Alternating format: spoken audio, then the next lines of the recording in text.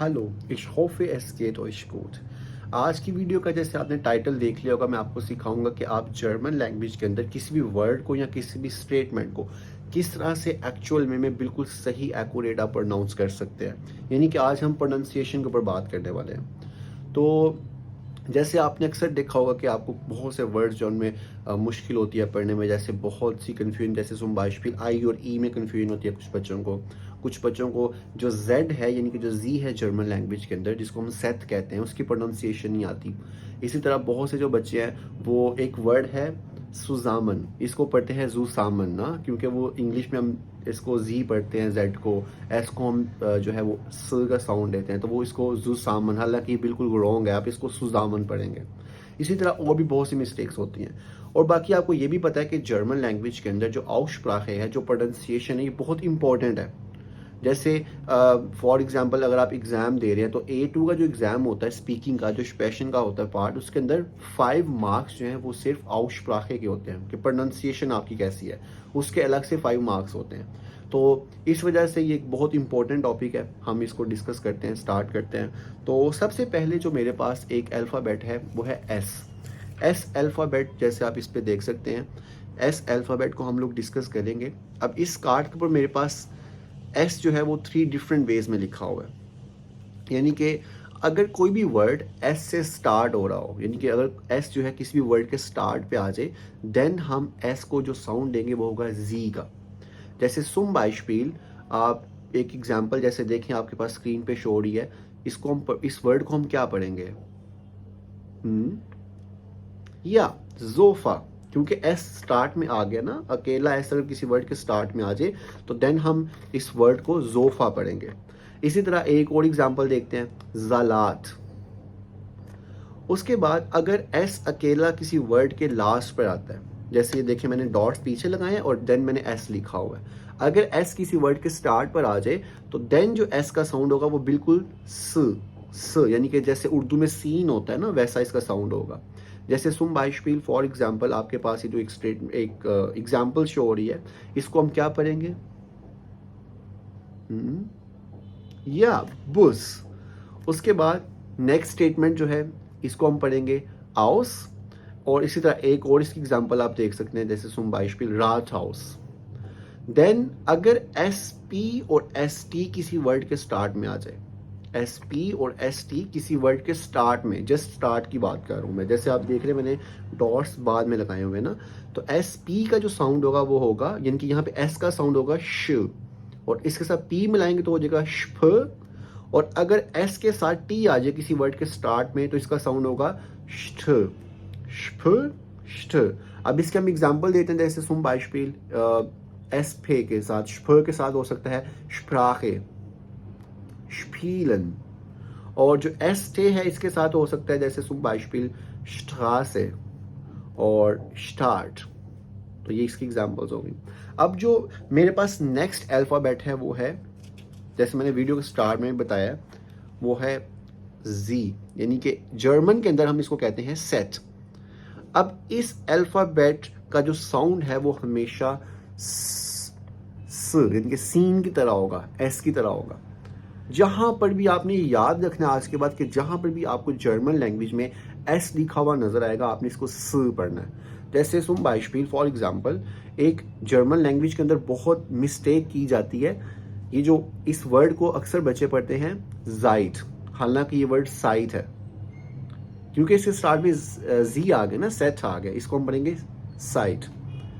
हालांकि अगर आप इसको जाइट पढ़ेंगे तो वो एक अलग वर्ड है, जाइट। जाइट जो है वो हम कहते हैं सीन्स को, ये एक प्रपोजिशन है। तो साइट और जाइट, देखिए सिर्फ प्रोनाउंसिएशन की वजह से पूरा वर्ड का मीनिंग चेंज हो गया। साइट कहते हैं टाइम को और जाइट हम लोग कहते हैं सीन्स को, सीन्स के लिए यूज करते हैं, एक प्रपोजिशन है। इसी तरह और भी आप एग्जांपल दे सकते हैं, जैसे सुम बाइशपील, इस नंबर को हम क्या कहते हैं जर्मन में? अक्सर बच्चे कहते हैं जेन, हालांकि ये सेन है। इसी तरह एक और एग्जांपल देखें, दी सालन। तो दी सालन जो है हम नंबर्स को कहते हैं। तो जेड को हमेशा आपने सेट पढ़ना है, जैसे सुम बाइशपील स्वानसेश, स्वानसेश। तो देखिए जेड को हम हमेशा सीन का साउंड देंगे, तो ये बहुत इंपॉर्टेंट बात है। उसके बाद नेक्स्ट जो मेरे पास साउंड है वो है दिस वन, यानी कि अगर ए और यू किसी वर्ड में आते हैं, तो अगर ए और यू यानी कि आ और ऊ, ये दोनों अल्फ़ाबेट्स किसी भी स्टेटमेंट में आ जाएं, किसी भी वर्ड में आ जाएं, तो आप इसको आओ का साउंड देंगे। आओ, आओ, जैसे हम उर्दू में कहते हैं इधर आओ, तो बिल्कुल वैसा साउंड होगा आओ। आप इसकी एग्जांपल देखें, जैसे zum Beispiel आउटो, ये वर्ड होगा दस आउटो। और इसी तरह जैसे आपने एक स्टेटमेंट बहुत सुनी होगी ना, इश्क में आओस पाकिस्तान, तो उसमें जो आओस है वो आओ स्टार्ट में आओ है और देन एस जो है वो लास्ट पे है, तो आओस। उसके बाद हमारे पास जो नेक्स्ट कॉम्बिनेशन है, अगर कहीं पर ए और ऊ यानी कि ई और यू इकट्ठा आ जाए किसी भी वर्ड के अंदर, तो इसको हम ओए पढ़ेंगे। अब ये आओ और ये ओए वर्ड के स्टार्ट में भी आ सकते हैं, मिड में भी आ सकते हैं, लास्ट में भी आ सकते हैं। हम इसकी एग्जांपल देखते हैं, जैसे zum Beispiel लोएटे, लोएटे। अब देखिए एल है, एल के बाद ओए है, तो एल को ओए के साथ हम मिलाएंगे तो बनेगा लोए एंड देन आगे थे, लोएटे। और इसकी एक और एग्जांपल हम लेते हैं, जैसे zum Beispiel Freund, Freund. Okay. And the next most important combination is this one, also सेहा। अब अक्सर बच्चों को जो है इसमें बहुत प्रॉब्लम होती है कि अगर कहीं पर सी एच इकट्ठा आ जाए उसको हम कैसे पढ़ेंगे, क्या उसकी प्रोनाउंसिएशन क्या होगी, इसमें बहुत कन्फ्यूजन रहती है हमेशा। तो इस वीडियो में आपकी कन्फ्यूजन बिल्कुल दूर हो जाएगी। देखें, अगर किसी स्टेटमेंट के अंदर या किसी वर्ड के अंदर ए यानी कि आ, ओ, ऊ और आओ, इन चारों के बाद अगर कहीं पर सी एच आ जाए, देन सी एच का साउंड होगा जिस तरह से हम इस वर्ड के अंदर सी एच को साउंड देते हैं। तो क्या होगा वो साउंड? ख। zum Beispiel das Wort ist, ये जो वर्ड है इसको हम कहेंगे बूख, बूख। अब आप इसकी एग्जांपल्स देख लीजिए, जैसे zum Beispiel for example Sprache, Sprache। अब इसमें ख जो है सी एच से पहले आ आया ना, तो हम Sprache पढ़ेंगे। इसी तरह नाख्त, अक्सर आपने सुना होगा Gute Nacht, Gute Nacht, also good night के लिए यूज करते हैं हम Gute Nacht को। तो नाख्त में भी आ के बाद जो है सी एच आया। इसके बाद जैसे zum Beispiel एक और एग्जांपल लेते हैं हम नोख। अब इसमें सी एच जो है वो ओ के बाद आ रहा है। अभी ये जो वर्ड्स में अंदर एग्जांपल्स के तौर पे जस्ट दे रहा हूँ, आपको इनके मीनिंग्स करने की जरूरत नहीं है याद, जस्ट ये एग्जांपल्स हैं, आपको इस वीडियो में सिर्फ प्रोनाउंसिएशन सीखनी है। उसके बाद बूख इसकी एग्जांपल है, एंड इसके साथ हो सकती है एग्जांपल आउख, आउख। जैसे हम किसी से पूछते हैं ना वी गेट्स, वो कहता है गुड उन डियर, तो इसका आंसर होता है आउख गुड। आउख मीन्स ऑल्सो गुड ना, आउख। ओके, अब अगर सी एच इन चारों के अलावा, यानी कि अभी जो मैंने आपको ये चार्ट दिखाए हैं आ, ओ, ऊ और आओ, इन चारों के अलावा कहीं और अगर सी एच आ जाए, देन क्या करेंगे? तो देखें, अच्छा अब कुछ बच्चों को कंफ्यूजन ये भी होती है कि शायद वॉवल्स के बाद सी एच का साउंड ख होता है, तो ऐसा नहीं है। जस्ट आ, ओ, ऊ, उन, आओ, चारों के बाद बस सी एच का साउंड ख होगा। उसके बाद अगर ए के बाद आता है सी एच यानी कि ई के बाद, उसके बाद ई जो है इसको जर्मन में ई कहते हैं, आई के बाद सी एच आ जाए, या ए ऊ यानी कि ओ ए के बाद सी एच आ जाए, या उमलाउट्स वाले किसी भी अल्फाबेट के बाद सी एच आ जाए, चाहे आ उमलाउट है, चाहे ओ उमलाउट है, चाहे ऊ उमलाउट है, या अदर किसी भी कॉन्सोनेंट के बाद, मतलब और किसी भी अल्फाबेट के बाद अगर सी एच आ जाए, तो देन इसका साउंड होगा जैसे हम इश में इसका साउंड देते हैं। तो इसकी एग्जांपल देखने, जैसे इश, ये वर्ड क्या होगा? या ओइश, sehr gut। और उसके बाद नेक्स्ट वर्ड है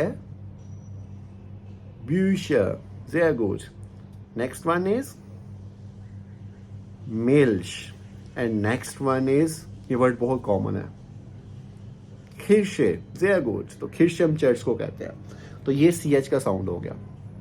उसके बाद नेक्स्ट हमारे पास जो साउंड है वो है, अगर किसी भी वर्ड के अंदर एस से हा यानी कि एस सी और एच इकट्ठे आ जाए, तो देन हम एस सी एच का साउंड क्या देंगे? तो ये हमेशा श होता है। जैसे इंग्लिश में हम श, एस और एच इकट्ठा आ जाए उसका साउंड श रखते हैं, और उर्दू में शीन का जैसे साउंड होता है, बिल्कुल वैसे ही, चाहे ये स्टार्ट में आ जाए, चाहे मिड में आ जाए, चाहे लास्ट में आ जाए। तो zum Beispiel das Wort ist, क्या होगा ये word? Schule, sehr gut। Und dann schlafen, schlafen. Schlafen means to sleep. और this one is, yeah, sehr gut, waschen. तो देखिए कितने आसान है ये साउंड्स. अगर आप इन साउंड्स को याद कर लें तो आप किसी भी वर्ड को जर्मन के आप इजीली प्रोनाउंस कर सकते हैं. उसके बाद ये साउंड देखिए आप, TSCH, TSCH अगर किसी भी वर्ड में इकट्ठा आ जाता है तो तब हम इसको क्या प्रोनाउंस करेंगे. तो इसका साउंड हमेशा होगा च. च जैसे zum Beispiel tschüss, tschüss. oder ये वर्ड क्या है, आप क्या सीख रहे हैं. Deutsch, sehr gut. ओके, तो नेक्स्ट यानी कि TSCH कहीं भी आ जाए आप इसको च पढ़ना. अब नेक्स्ट हमारे पास एक और बहुत इंपॉर्टेंट साउंड है. अगर किसी वर्ड के अंदर TEON यानी कि TION आ जाए तो जर्मन वर्ड के अंदर हम इसको क्या प्रोनाउंस करेंगे. Sion, Sion, Sion, Sion. Zum Beispiel Information. अब इंफॉर्मेशन नहीं पढ़ना आपने, इसको इंफॉर्मेशन नहीं पढ़ना. जर्मन लैंग्वेज के अंदर हम इस वर्ड को कहेंगे information. And the next word is, क्या होगा ये word. Combination. Combination. Very good. अब नेक्स्ट जो हमारे पास वर्ड है, लाइक एक जो कॉम्बिनेशन है वो ये है कि अगर देखिए डॉट्स पहले लगे हुए हैं, अगर आर या ई आर किसी वर्ड के लास्ट पर आता है तो इसको हम आ का साउंड देते हैं. यानी कि आर को, अगर आर किसी वर्ड के लास्ट पे आएगा तो ये हमें आ का साउंड देगा. जैसे zum Beispiel, for example, was ist das? Sehr gut. It's not sehr gut, it's sehr gut. Und das Wort ist fear. Ja, sehr gut. Next जो कॉम्बिनेशन है मेरे पास, उसमें ये कुछ अल्फ़ाबेट्स हैं. अगर कोई भी अल्फ़ाबेट किसी वर्ड के अंदर डबल आ जाए, लाइक कहीं पे भी डबल M आ जाए, कहीं पे डबल N आ जाए, कहीं पे डबल S आ जाए, तो हमने इसके ऊपर थोड़ा स्ट्रेस देना होता है. लाइक इसके ऊपर थोड़ा जोर लगा के हमने पढ़ना होता है. जैसे zum Beispiel, फॉर एग्जाम्पल, इस वर्ड को हम पढ़ेंगे schwimmen. schwimmen. अब इसमें डबल M है ना, schwimmen.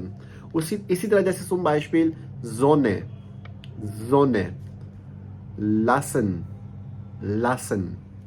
तो नेक्स्ट जो मेरे पास कार्ड है, ये बहुत ही इंपॉर्टेंट कॉम्बिनेशन है. अगर आप इसको क्लियर A1 में नहीं करेंगे तो ये एग्जाम्पल, ये जो मिस्टेक है, ये आपके साथ B1 B2 तक जा सकती है. तो प्लीज़ इसके ऊपर अभी आपको बहुत अच्छी से ग्रिप रखनी है. और ये जो साउंड है, ये दो कॉम्बिनेशंस का है. ये जो फर्स्ट पे लिखा हुआ है, इसका जो साउंड है वो होता है E. मतलब ये दोनों अल्फ़ाबेट्स मिलके जो हमें कॉम्बिनेशन देते हैं, जो साउंड देते हैं अपने कॉम्बिनेशन के साथ, वो होता है E. और ये जो दोनों अल्फ़ाबेट्स हैं, इनके कॉम्बिनेशन के साथ जो हमारे पास साउंड आता है वो होता है I. इसको याद रखने का मैं आपको एक स्ट्रैटेजी बताता हूँ, एक ट्रिक बताता हूँ. देखें, अब ये जो फर्स्ट वाला कॉम्बिनेशन है, इसमें जो बाद में अल्फ़ाबेट है, इसको इंग्लिश में हम कहते हैं E, तो इसका साउंड होगा E, इन दोनों का. अब इसके अंदर जो बाद वाला अल्फ़ाबेट है, इसको हम इंग्लिश में कहते हैं I, तो इन दोनों का साउंड क्या होगा, I. zum Beispiel. एग्जाम्पल देखें. अब ये जो एक W वर्ड है, इसको हम जर्मन में कहते हैं, क्या वर्ड है ये, V. sehr gut. और fear. इसी तरह was ist das. प्लीज इसको आपने डाई नहीं पढ़ना, it's not English. German language के अंदर इसका साउंड होगा दी. और ये एक आर्टिकल है, एक यानी कि फेमिनिन चीज़ों के साथ हम लोग जर्मन लैंग्वेज में दी लगाते हैं. इसके बाद नेक्स्ट एग्जांपल्स देखते हैं. eins, klein, leider. अब देखिए, अगर अब ये दो वर्ड्स आपके सामने लिखे हुए हैं. फर्स्ट वर्ड है leider और सेकंड वर्ड है leader. अब जो फर्स्ट वर्ड है leider, इसका मतलब होता है अनफॉर्चुनेटली, और जो सेकंड वर्ड है इसका मतलब होता है, जिनके लीडर जो है, इसका मतलब होता है सॉन्ग्स. तो देखिए, अगर आप साउंड में गड़बड़ करेंगे तो बिल्कुल मीनिंग चेंज हो जाएगा वर्ड का. अब जैसे एक आपके सामने एक क्वेश्चन मैं लिखता हूँ. ये क्वेश्चन है wie heißen Sie. अब इसको हमने याद तो किया हुआ है wie heißen Sie, लेकिन अगर हम इसके ऊपर गौर करें तो सबसे पहले है wie, इसमें E यूज हुआ है. देन heißen, इसमें I यूज हुआ है, और फिर दोबारा से Z में E यूज हुआ है. तो wie heißen Sie. तो ये I और E का साउंड जो है बहुत इंपॉर्टेंट है. तो आप चाहे किसी भी लेवल में हैं, आपको अगर अपनी प्रोनाउंसिएशन बेहतर करनी है तो इन साउंड्स को आपको फॉलो करना होगा. बाकी इसके अलावा आप अपने फ्रेंड्स के साथ भी इस वीडियो को शेयर कर सकते हैं, और आप मेरे YouTube चैनल को सब्सक्राइब भी करें. अगर आप इस तरह की मजीद वीडियोस देखना चाहते हैं, आई होप ये वीडियो आपके लिए काफ़ी हेल्पफुल रही होगी।